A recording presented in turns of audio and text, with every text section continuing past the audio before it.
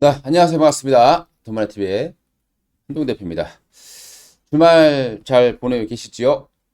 자, 또 주말에 나왔던 뉴스들 뭐 좀 분석해 보고 또 시장에 대한 분석도 좀 같이 해 보도록 하겠습니다.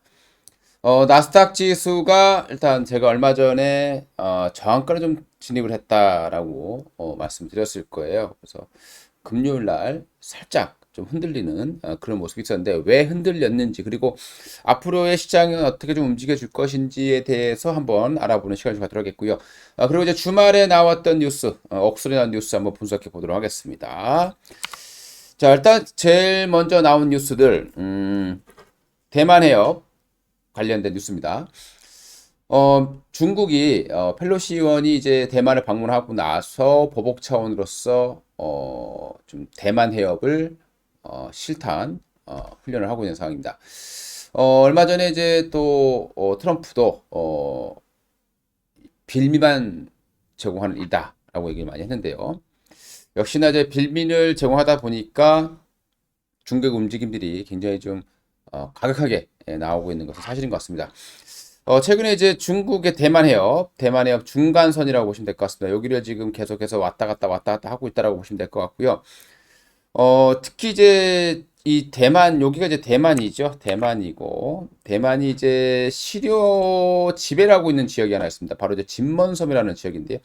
진먼섬은, 뭐 중국하고 한 3km, 4km 정도밖에 떨어지지 않고 있는 섬입니다.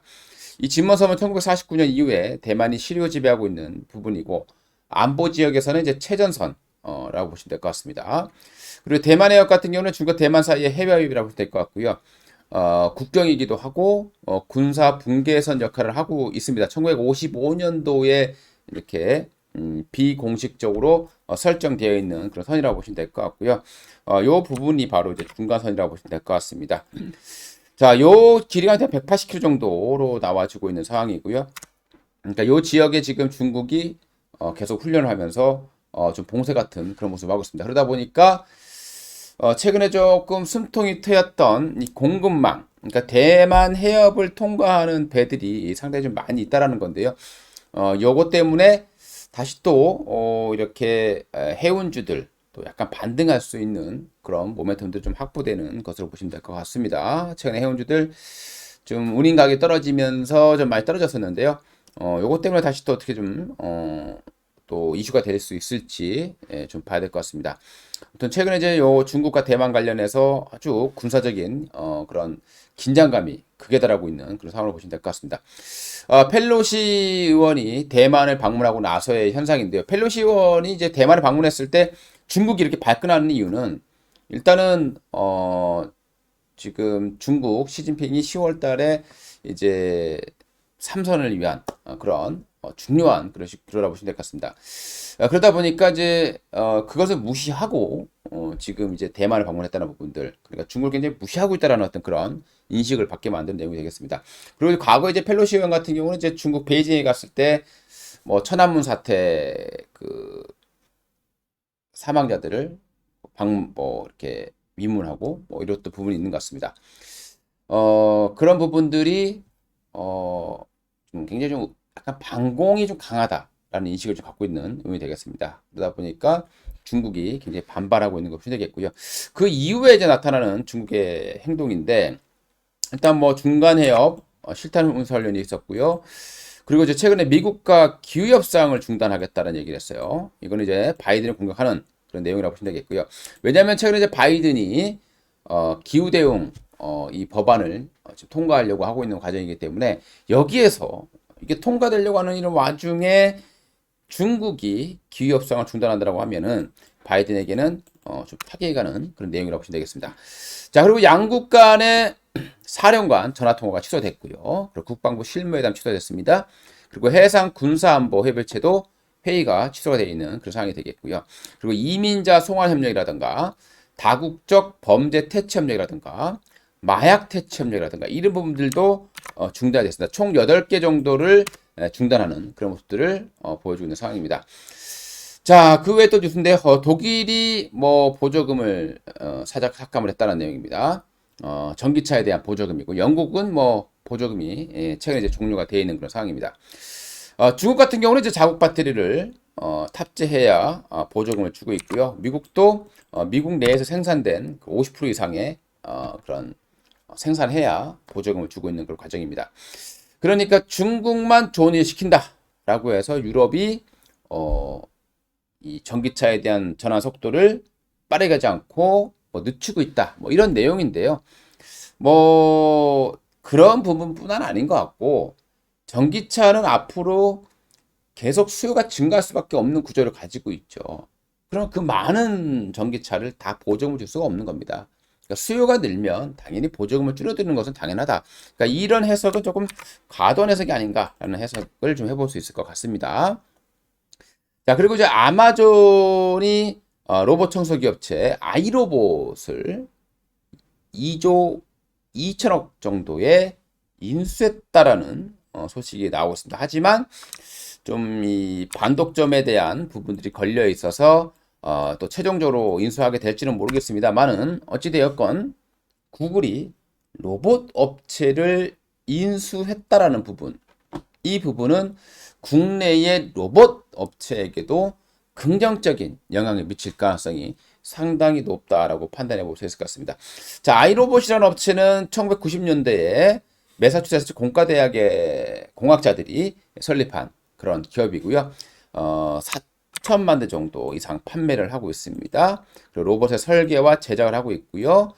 그리고 여러 개의 룸바 플로어 진공 로봇을 제공했습니다. 그리고 FDA 승인을 받은 최초의 원격 조정 로봇을 도입한 기업이 아이로봇이다라고 보시면 되겠습니다.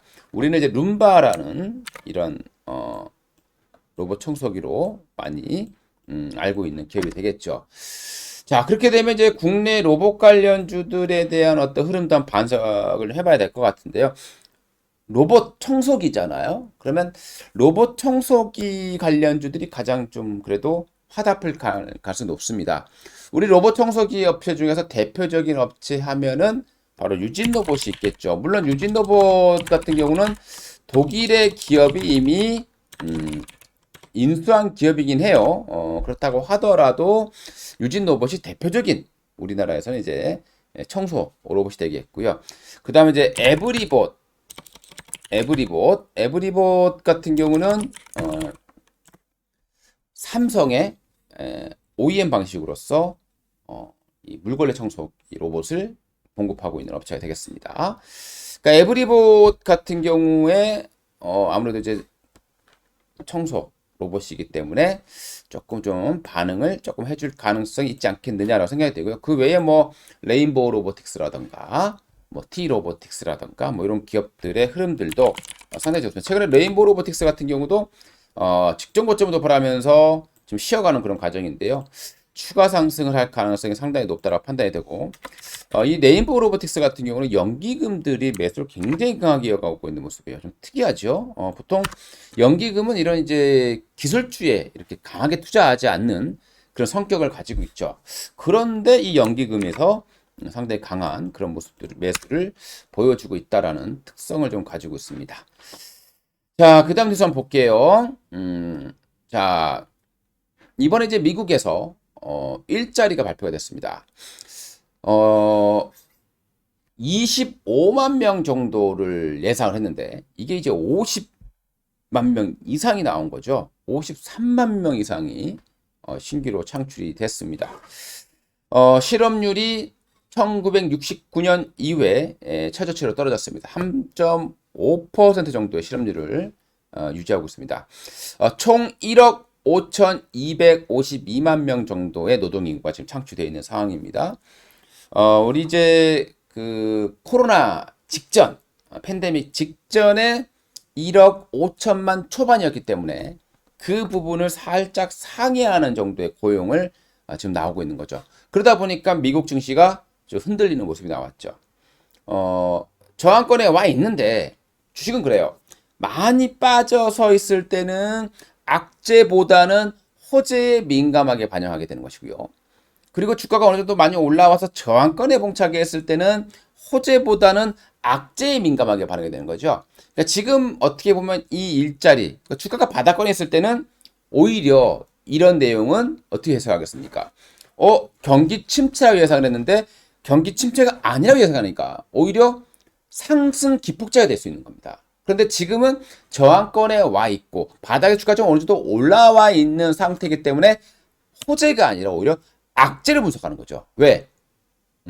미국이 고용이 좋으니까요. 경기가 양호하다. 물론 2분기 연속 마이너스 성장을 기록했지만 고용이 좋기 때문에 이거는 침체가 아니다라고 판단해서 3회 연속 자이언트 스텝을 할 것이다 라는 우려감들이 반영이 된 것이죠. 이번에 발표된 내용 보게 되면 참여자들, 이 부분에 참여하는 참여자들이 70% 정도가 9월 달에 자이언트 스텝을 할 거다. 즉 0.75% 정도의 금리 인상을 할 거다라고 베팅하고 있다는 거거든요. 근데 이 부분은 또 바뀔 수 있는 부분이다. 이렇게 봐야 됩니다.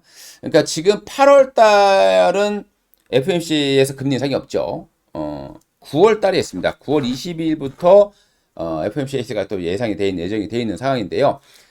그러면 아직 한 달 반 정도 이상의 시간이 남아있는 상황이에요. 그러면 진짜로 미국이 자이언트 스텝을 하기 싫습니까? 자, 그럼 우리가 시장에 예측이 되겠죠. 저항권에 왔어요. 그럼 주가는 조정을 받아야 되는 게 맞습니다. 그러니까 그 조정의 빌미로 바로 이 고용 지표가 된 것이고요. 그러면 조정을 좀 받을 가능성이 높다. 이렇게 보시면 되겠습니다. 하지만 조정의 폭이 그렇게 크진 않을 것이다. 왜냐하면 이제 이 이후에 발표되는, 그러니까 지금 보시면 이제 물가가 굉장히 중요하게 되겠죠. 자, 경기 침체는 이미 어느 정도 진행되고 있는 상황이고요. 노동 쪽에서는 뭐 아직 아니라고 보지만 굉장히 미국의 일자리는 탄력적으로 바뀌기 때문에요. 경제가 좀 안 좋아진다라고 했을 때는 또 금방 고용이 안 좋아질 수 있는 부분이 있습니다. 자, 그러면 9월 달까지 우리가 뭘 봐야 되느냐? 일단 CPI 지수가 있을 겁니다. 그리고 이 물가를 보면 알겠죠. 자, 한번 뉴스를 보겠습니다. 자, 요게 이제 미국의 금리예요. 2년물이 지금 3.2입니다. 근데 10년물 국채 금리가 2.8이에요. 이게 지금 굉장히 장기화되고 있는 거죠. 금리 역전이 이 수익률 역전이 굉장히 장기화가고 있습니다. 장단기 금리 역전 현상이 좀 장기로 가고 있는 거죠. 이것은 경기 침체를 거의 뭐 반영하는 모습이다라고 보시면 되겠죠.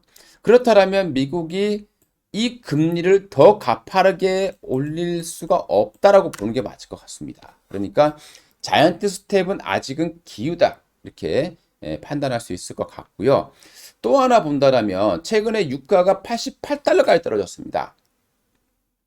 그리고 우크라이나가 곡물 수출을 재개를 하게 되면서 7월에 세계 식량 가격 하락폭이 13년 만에 또는 24년 만에 최대치로 하락했다라는 거거든요. 그러면 그동안에 이 인플레이션을 나타냈던 부분들이 지금 많이 꺾여왔던 부분들을 우리가 부정할 수 없는 내용이에요. 그러면 그건 시차를 두고 CPI의 발표가 될 것입니다. 그리고 이번 주에 발표되는 CPI, 요게 좀 상당히 중요하게 되겠죠. 물론 가파르게 떨어지진 않겠지만 유가가 떨어져 있는 것이 이제 반영되기 때문에 시장에서는 8.78 요 정도의 상승을 예상하고 있다라고 보시면 되겠습니다. 뭐 그 정도 나온다라면 시장은 그렇게 크게 흔들릴 가능성은 높지 않다라고 봐야 될 것 같습니다.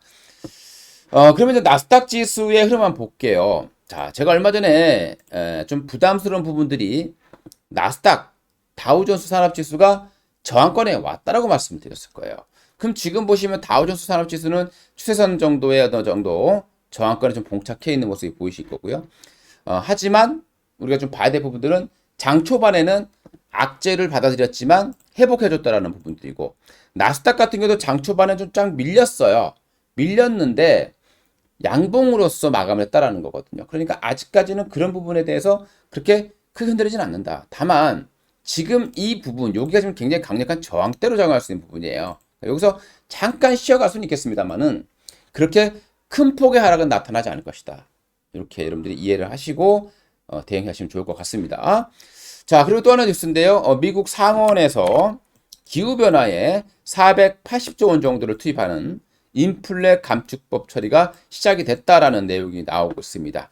자, 그렇게 되면 아무래도 에너지와 관련된 종목들, 뭐 태양광이라던가 그리고 풍력이라던가 뭐 전기차와 관련 종목들이 조금 더 올라갈 수 있는 배경은 만들어졌죠. 하지만 여기에 바로 이제 공격에 들어온 것이 바로 중국이었잖아요. 아까 봤듯이 중국에서 이 기후변화 대응에 대한 협상을 중단하겠다라고 한 거죠. 바로 중국은 이 부분을 공격해 들어온 것이다. 바이든의 이렇게 이해를 하시면 좋을 것 같습니다. 그러니까 호재도 있지만 또 중국 부분에 나온 부분들이 약간 그 호재를 갉아먹는 그런 역할을 할 것이다 라고 판단이 됩니다. 이런 부분들 잘 참고하고 여러분들이 대응하시면 좋을 것 같고요.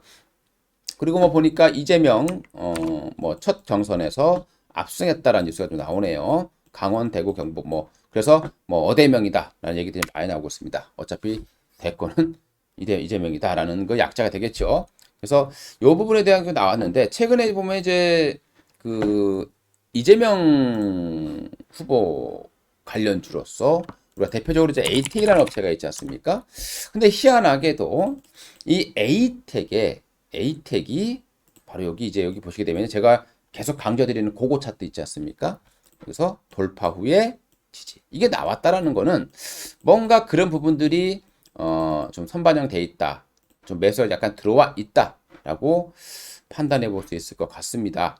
자, 그리고 이제 마지막으로요. 이번 주에 발표되는 경제 지표입니다.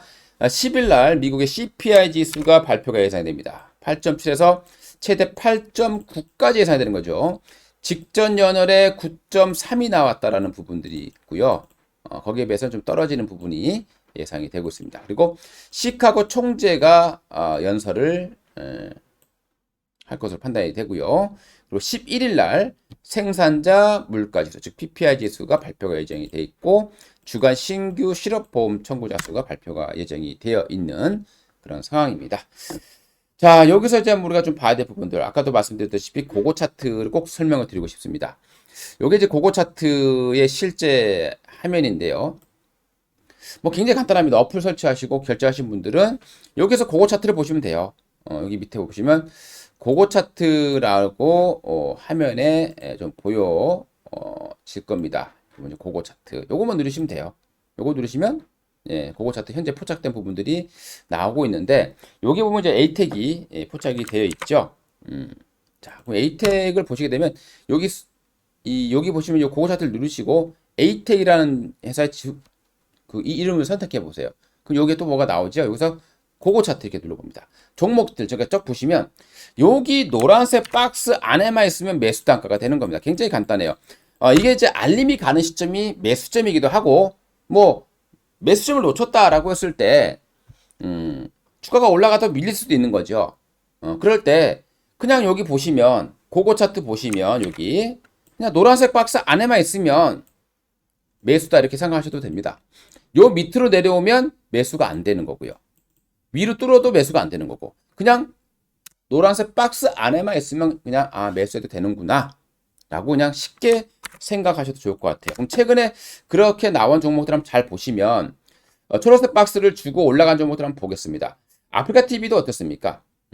어때요? 이 노란색 박스 안에서 매수 기회를 주고 지금 밑으로 올라와 있는 상황이죠. 그래서 한 10몇 프로 정도 수익이 나고 있는 상황이 되는 거고 최근에 apta바이오라든가 뭐 이런 종목들도 보시게 되면 그런 어떤 매수 기회를 주고 전부 다 이제 급등했었다라고 보시면 좋을 것 같습니다. 최근에 카카오도 그랬고요. 펄어비스라든가 뭐 일성건설도 보시게 되면 고고 차트에 노란색 박스 여기 형성되어 있죠. 그러니까 얘나 사도 되지만 좀 늦게 봤을 때 여기에서 사도 상관없다라는 거예요. 그러니까 노란색 박스에만 있을 때 매수하시면 되는 거죠. 굉장히 좀 최근에 폭등주들이 굉장히 많이 나오고 있고 뭐 apta바이오 이런 종목도 보시면 그렇게 많이 급등해 있죠. 60%씩 급등해 있는 그런 상황이 되는 겁니다. 그래서 고고 차트 꼭 한번 활용해 보시고 요거 나온 종목들이 최근에 급등이 좀 많이 나오고 있다. 이해를 해주시면 좋을 것 같습니다. 최근에 apta바이오, 네이처셀, 케어젠, 뉴질파마, 대성장투 이런 종목들이 다 포착이 되고 범양건영 같은 경우에도 그런 이제 매수 급소가 포착이 되고 나서 이렇게 이제 급등하고 있는 그런 것들을 보여주겠습니다. 그러니까 이제 포착 직후의 상승폭이 30%라는 거예요. 그러니까 알림이 가고 나서 30% 올라갔다라는 거고요. 지오 엘리먼트 같은 경우에도 알림이 가고 나서 27%까지 올라갔다고 보시면 되겠고, 대성창도 알림이 가고 나서 30%가 올라간 거다, 이렇게 보시면 되겠습니다. 최근에 거기서 급등주들이 굉장히 많이 나고, 그 카카오가 알림이 가고 나서 14% 정도 올라왔었다, 이렇게 보시면 되겠습니다. 요거는 이제 고거 차트 하시고 싶으신 분들은 어플에서 그냥 고거 차트만 검색하셔서 깔아보시면 좋겠습니다. 자, 이상 오늘 돈마네TV 방송 마치도록 하겠습니다. 감사합니다.